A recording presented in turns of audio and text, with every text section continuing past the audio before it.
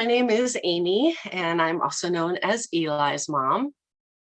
My son Eli is going to be 17 this summer, and he has cerebral palsy. He is 100% tube fed, nonverbal, and most of his life is spent in his bed. He's had a lot of issues in his teen years with growth that affected his leg. He had to have surgery, and then his wheelchair didn't fit appropriately, and COVID hit the world, and everything took longer. So life has become very, very, very tiny for us, and we have been home a lot for the last 2 years. So my husband is Lonnie. We were older when we had Eli. I was 33 and he was 48. He's our first and only child, and he was so anticipated, and we couldn't wait to have our boy. And when Eli was being delivered, he was big. He weighed 10 pounds, 5 ounces, and he ended up stuck and was without oxygen for a significant amount of time and was born not breathing. So it took them about 18 minutes to resuscitate him, bring him back to life. And then he spent 3.5 weeks in the NICU, neonatal intensive care unit. So our journey started immediately. We knew that our child was going to have complications and challenges. He came home from the NICU with a feeding tube in his nose. When he was 5 months old, he got the placement of his G tube in his stomach, and then really struggled with feeding all of his early years. And so he finally ended up with a GJ feeding tube. We live in Yakima, which is about 2.5 hours from Seattle Children's Hospital. And that's where they change the GJ feeding tubes.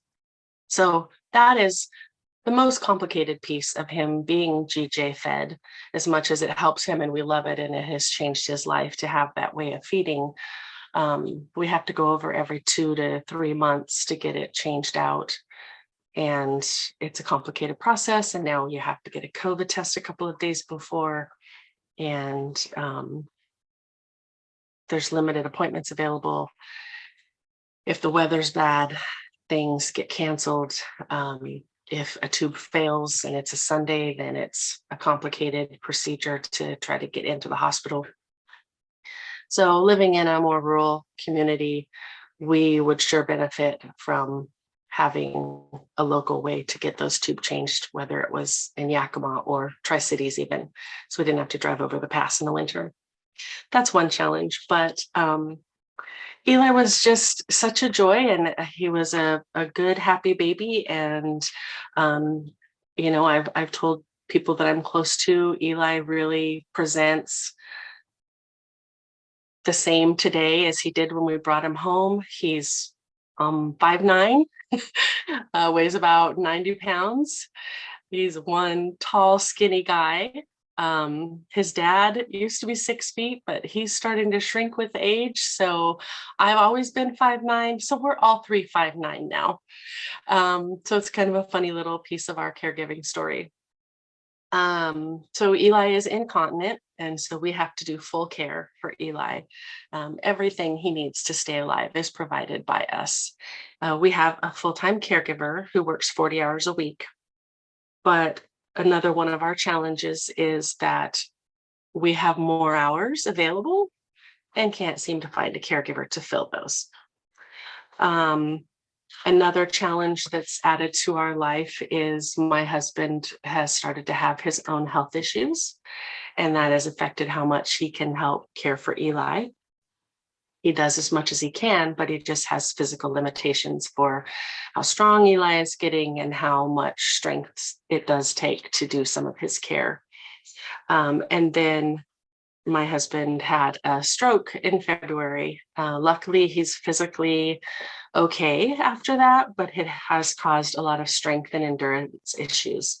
So we have been desperate for extra caregiver to come in and help us, and just can't find one. And I don't know what the answer to that is. I know there's caregiver crisis across the country, across the state. It's always one of the biggest challenges. And I'm seeing that as Eli gets older, it's definitely going to be harder to find and keep caregivers. When he was young and so cute and so much easier to care for, caregivers loved taking care of him, and it was never a super hard job. But as he's getting older and stronger, we like to say it's a bit like wrestling an alligator to take care of him sometimes. So when Eli was younger, we could go places, we traveled, we got to fly with him. Um, we went swimming. He had his gate trainers that he loved to run around in our driveway in, run in Eli's way, not run the typical way. Swimming is his absolute favorite thing. The hot water just relaxes all of his muscles and was just the best thing ever for him. And then COVID, of course, shut our local heated therapy pool down. We're just really in a place that we love him. We want to do as much as we can for him. We plan to keep him at home forever and have caregivers come in and help us. But there are a lot of things that we need to help make that happen. And that is really caregiver support. It's June of 2022, and my family just got over having COVID. We have been horrified, terrified, scared to death for 2 years of getting COVID, thinking that Eli would probably end up in the hospital and have a very bad outcome. And Eli did great with it. I am amazed at how well he did. He was very, very miserable for about a week, very uncomfortable physically, a lot of mucus and lots of extra suctioning needing to be done, definitely extra care.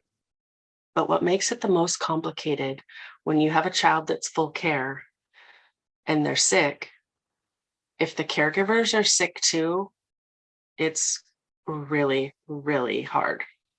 So I got sick first, and then Eli and my husband started getting sick a couple of days later. And then the day after them, his caregiver started getting sick. So we were all sick at the same time. And my husband, because of his health issues, was the sickest of all of us. And so I was on my own for 5 days straight with Eli. And I had reached my limit. And I called our DDA case manager crying, saying, I have got to have some help. I need a break. I need rest myself. I'm sick trying to get over COVID. I'm doing all of the caregiving. Eli has a very long day.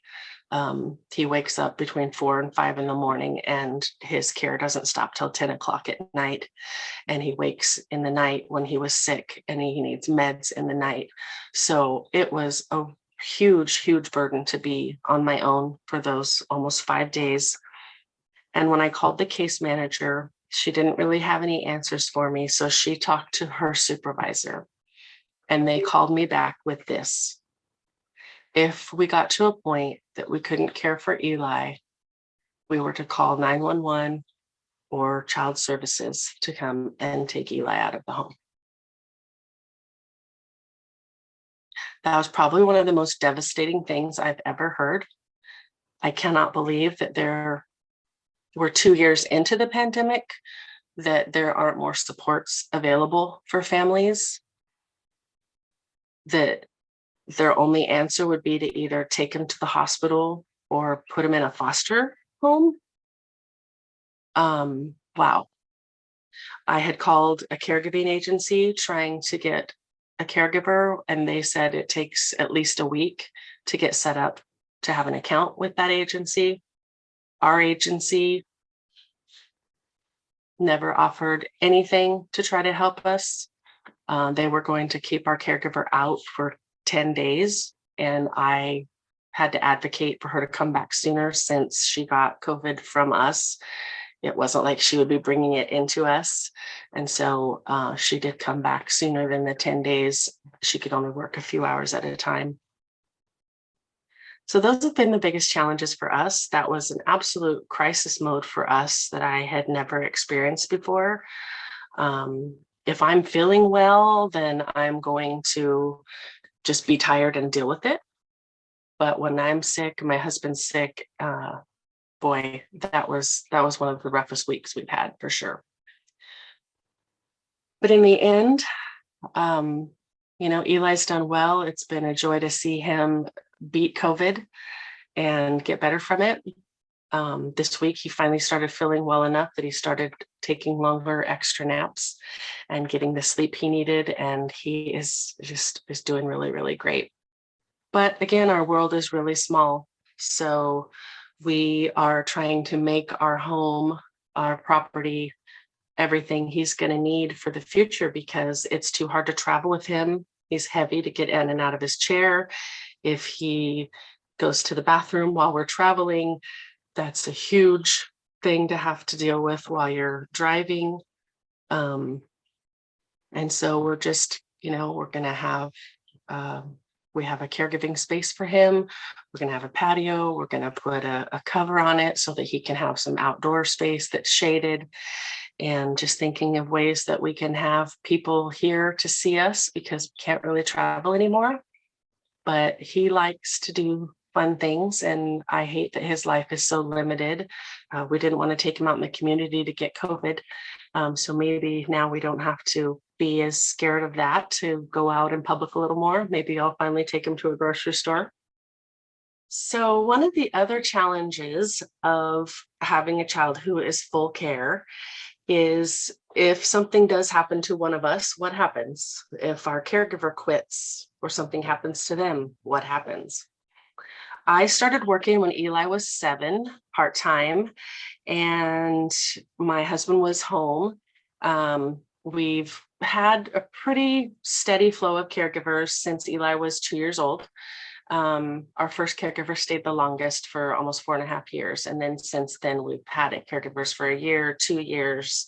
I think 2 years was about the max. Our current caregiver is just about to celebrate her 3rd year with us, and we love her dearly, but we know it's a burnout job, and we know it gets hard. And we're worried that she might be reaching her time, and we get sad about that because they become a part of your family, and we would miss her terribly. Eli absolutely loves her. And so the thought of having to train a new caregiver and getting to the point where they know enough that we trust to leave them with Eli. My husband can't do as much of the caregiving anymore. And so I had to change my hours at work and work less, because I need to be able to be home more to support my husband and my child. So with the whole COVID crisis, and thinking, what if I would have ended up in the hospital? We would have had to have put our child in foster care so that I could have been taken care of, because my husband couldn't have done it by himself. It was a really interesting thing to have happen. DDA specifically said that at that point, we needed to rely on informal supports to take care of our son, which to me seems the exact opposite. You would think that everyone taking care of Eli would need to be a paid caregiver, and there would be the incentive and the coverage and the hazard pay, the PPE equipment provided, but all of a sudden they're saying, well, don't you have a friend or someone that could come and help you? No, most of my friends have kids with special needs. Nobody wanted to come into our house and get COVID. We needed someone whose job it was to take the precautions, to wear the equipment, and come in and help us. And nobody had that set up. Not one caregiver that I could try to access had that set up. So what's a family to do? And I know my family, we are blessed, and we count our blessings every day for what we do have. And we have someone 40 hours a week. I know a lot of families don't even get 40 hours a week for their child. But what would we do if something significant happened? What if my husband could no longer do any shift at all, and it's all on me?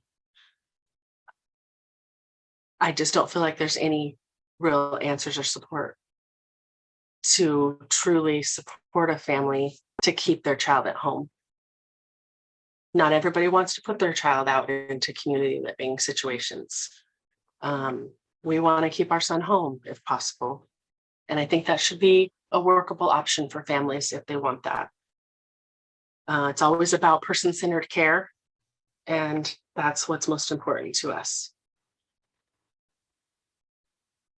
I have to say that Eli's going to be 17 in August, and it's been a tough ride for our marriage. We've been through a lot. We've come through it. My husband and I are getting ready to celebrate our 20th anniversary in July, and we don't know how we did it.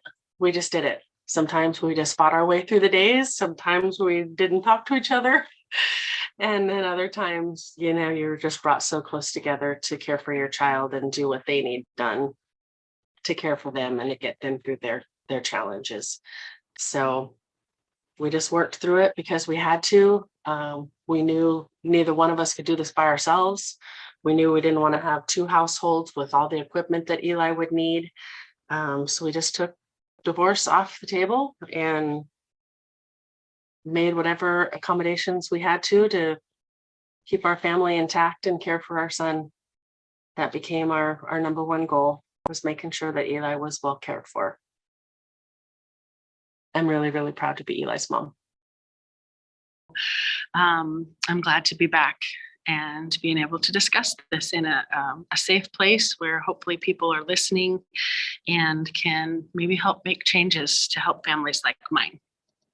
So my son Eli is full care. He mostly spends his days in a bed, and he's 100% tube fed. He needs suctioning multiple times an hour, and not just mouth suctioning, but deep suctioning, nasal and oral, with a catheter. And he gets different medicines several times a day and has different ointments or creams that might need to be put on his stoma where his feeding tube is, etc. So all of those things have to be nurse delegated to a caregiver. The agency that I use tells me that a caregiver has to be either an NAC or an HCA, and then they have to take the one-day class to become delegatable before they can do those tasks. That adds multiple barriers to us finding a caregiver to help us with Eli. One thought is, I was sent home with my brand new first child as a tube feeder. I got a couple of days of training in the hospital. They gave us equipment and sent us home with our new baby. So if I had to learn on the fly, why can't I teach the next person that's going to care for my child? If I have someone in my home, I'm going to assess if I feel like they're going to be able to learn it, and I should be able to spend some time training them. If we have a caregiver on board that already knows how to train or how to take care of Eli, it would be nice if they could be part of training the next caregiver. Because to me, learning how to do the actual tasks for that person makes much more sense. The last I knew, training to become a caregiver in Washington State, whether you want to become an individual provider or however you work for DDA, getting that certification through DDA. I know it's recently changed to a different vendor to become an individual provider, or working through an agency that hires you. There are basic caregivers, but then anybody that needs to do those delegatable tasks needs that extra level of training. Some of that includes a 2-week training out of town. The last I knew, agencies sent people to get training to become an NAC. That's a more extensive program, and an NAC is a nursing assistant certified. You can work in a hospital, or you can work in a assisted living facility or a nursing home. And I think those take sometimes 6 months maybe to finish that training to become an NAC. And then you still have to take a 1-day class to become delegatable. And those are the people that we need caring for Eli. An HCA is less amount of training. A lot of caregiver agencies send their people through that training. I believe maybe it's a week of training. If training's out of town, most people that are going to be doing caregiving as a living probably aren't going to be able to afford to spend hotel costs for a week out of town, gas, etc. That includes. And again, the last I knew, a lot of times those trainings happened maybe one place in Washington. So everybody in Washington had to travel to go to those trainings rather than offering that training in different cities throughout the year to get different people trained in different areas. So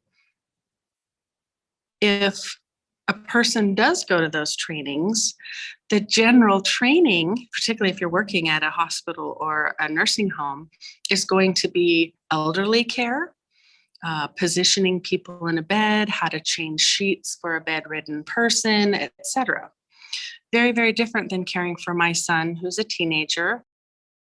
So if they're going through those trainings, they're going to be learning a lot of information that they won't necessarily need to take care of my son. So therefore, they're learning stuff that is irrelevant, and they're spending time away from actually caring for patients, learning things they don't necessarily need to know. In our world of internet availability, I think that more training should be available online. You can easily watch a video to learn certain things about caregiving. I'll give an example. The last time my son was in the hospital, he had surgery on his legs and had this big brace thing on. And all of a sudden there was a disaster in the bed. His line in his back medicine came out. And so they needed to change all of his bedding. And I am looking at it thinking, oh my gosh, how are they going to do this? How are we going to get Eli out of the bed?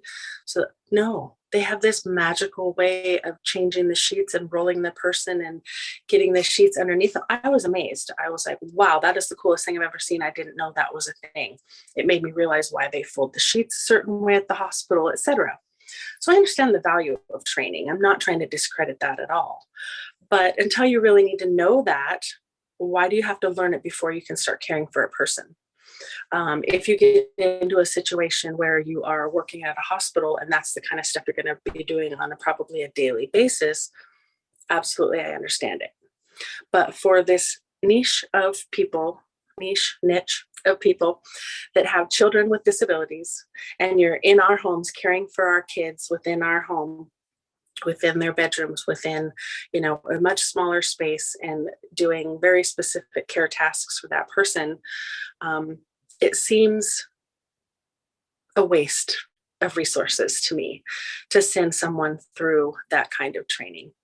I would much rather have some resources available at the agency where they could come in and train a person for a day alongside me as the parent, my husband as the parent, to supervise what we're asking the person to do, sign off on it, approve it, etc. And then we would have a caregiver in place that we could train to do things. I understand liability. I understand the 1-day class to be delegatable. I understand everybody covering themselves for potential issues. But let's make it easier for families, not harder. If we expect parents to learn as they go and take care of these kids and take care of these medically fragile kids, go home and keep them alive, we need to put a little bit more trust, in the people that take care of our kids. And as a parent, I don't let someone come in my home and start caring for my child without my supervision until I'm comfortable with the person and I know that they're going to be able to do the job. I know there are situations where people maybe live in a community living situation, and so the caregivers maybe are covering a shift and they're going to learn on the fly and hope the person gets well cared for that day by someone that has never cared for them before. But I am specifically talking about the children being cared for in their homes where families are available to at least do some training to help a person get to know the situation. We need more caregivers in Eli's life. As my husband and I continue to age, I don't want to have to continue stressing about who's going to help us care for our child. And right now, I have been asking our agency for a caregiver for about a year and a half, and we still haven't had anybody offered to us. They're having their own struggles with hiring people, how the workforce is affected right now. The people that they do hire, they want to make sure they're going to stay with the company for a while before they send them to all this extra training, etc. Meanwhile, I'm sitting at home calling and calling saying, got anybody yet? Got anybody yet? And I know I'm not the only one. I am not the only parent dealing with this situation. What can be done about it? I don't know. I gave a couple of suggestions: parent training, agencies having a trainer that can go in and approve certain care tasks, nurse delegated without that 2-week training piece, more online training. My son is non-mobile, so it isn't something where they have to be following him around the house and making sure he's not escaping the house, etc., like some caregivers have to do. So I would be perfectly fine with a caregiver watching some videos while they're caring for my son. My son takes a nap every day. There's an opportunity that they could watch a video while they're taking their lunch break, etc. I really, really recommend, desire, wish, and pray for a task force to be created to solve this problem for families. We're desperate. We need help. We need people in our homes that can help us care for these complicated kiddos that we love with all our hearts. And we just want life to be a little bit easier on all of us. The thing you have to remember is a caregiver is only there for a few hours a day. We're doing this 24/7 for many, many years in a row. And the burnout is real. The exhaustion is real. And the help is so, so needed so that we can stay healthy to continue doing the care, so that we can stay happy, so that our child can stay happy, so that our family has better quality of life. Those are my desires for caregiving as we go forward.